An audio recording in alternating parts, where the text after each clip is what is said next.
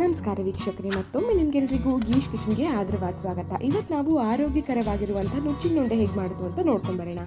ಮೊದಲಿಗೆ ಕಡಲೆಬೇಳೆ 1 ಕಪ್, ಹೆಸರುಬೇಳೆ 1 ಕಪ್,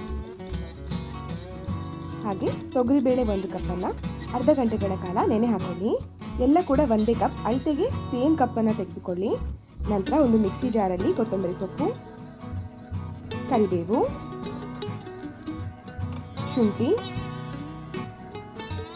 ಹಸಿಮೆಣಸಿನಕಾಯಿ, ಖಾರಕ್ಕೆ ಎಷ್ಟು ಬೇಕೋ ಅಷ್ಟು, ಹಾಗೆ ಕಾಯಿ ತುರಿ ಅರ್ಧ ಕಪ್ಪಷ್ಟು ಹಾಕ್ಕೊಂಡು ಇದನ್ನು ರುಬ್ಬಿಕೊಳ್ಳಿ.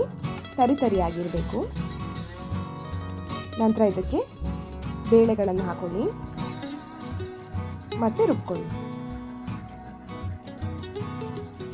ಇದು ಕೂಡ ಇಲ್ಲಿ ತೋರಿಸಿರೋ ಥರ ನುಣ್ಣಗೆ ರುಬ್ಕೋಬಾರ್ದು, ತರಿಯಾಗಿರಬೇಕು, ಆವಾಗ ಇದು ತುಂಬ ಚೆನ್ನಾಗಿರುತ್ತೆ. ನಂತರ ಇದನ್ನು ಬೌಲಿಗೆ ಹಾಕ್ಕೊಳ್ಳಿ.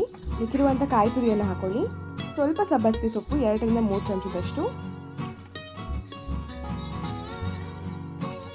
ಉಪ್ಪು ರುಚಿಗೆ ತಕ್ಕಷ್ಟು, ಹಾಗೆ ತುಪ್ಪ 1 ರಿಂದ 2 ಚಮಚ. ಇದನ್ನು ಚೆನ್ನಾಗಿ ಮಿಕ್ಸ್ ಮಾಡ್ಕೊಳ್ಳಿ. ಇದನ್ನು ಒತ್ತಿ ಕಲಿಸ್ಕೊಳ್ಳಿ. ನೀರೇನು ಬೇಕಾಗೋದಿಲ್ಲ, ಕಾಯಲ್ಲಿ ನೀರಿನ ಅಂಶ ಇರುತ್ತೆ. ನಂತರ ಇದನ್ನು ಈ ರೀತಿಯಾಗಿ ನುಚ್ಚಿನುಂಡೆ ಆಕಾರಕ್ಕೆ ಮಾಡ್ಕೊಳ್ಳಿ. ಇಡ್ಲಿ ಅಟ್ಟದಲ್ಲಿ ಅಥವಾ ಕುಕ್ಕರಲ್ಲಿ ಹಬೆಯಲ್ಲಿ 20 ನಿಮಿಷಗಳ ಕಾಲ ಇದನ್ನು ಬೇಯಿಸ್ಕೋಬೇಕು. ಇಡ್ಲಿ ಅಟ್ಟ ಇಲ್ಲ ಅನ್ನೋರು ಕುಕ್ಕರಲ್ಲಿ ಕೂಡ ಮಾಡ್ಕೋಬೋದು. ಹೀಗೆ ತಯಾರಾಗುತ್ತೆ ಆರೋಗ್ಯಕರವಾಗಿರುವಂಥ ನುಚ್ಚಿನುಂಡೆ. ಇದನ್ನು ಕಾಯಿ ಚಟ್ನಿ ಇಟ್ಟು ತಿನ್ನೋದಕ್ಕೆ ಚೆನ್ನಾಗಿರುತ್ತೆ. ಈ ರೆಸಿಪಿನ ತಯಾರಿಸಿ ಹೇಗಾಗಿದೆ ಅಂತ ತಿಳಿಸಿ. ಧನ್ಯವಾದ.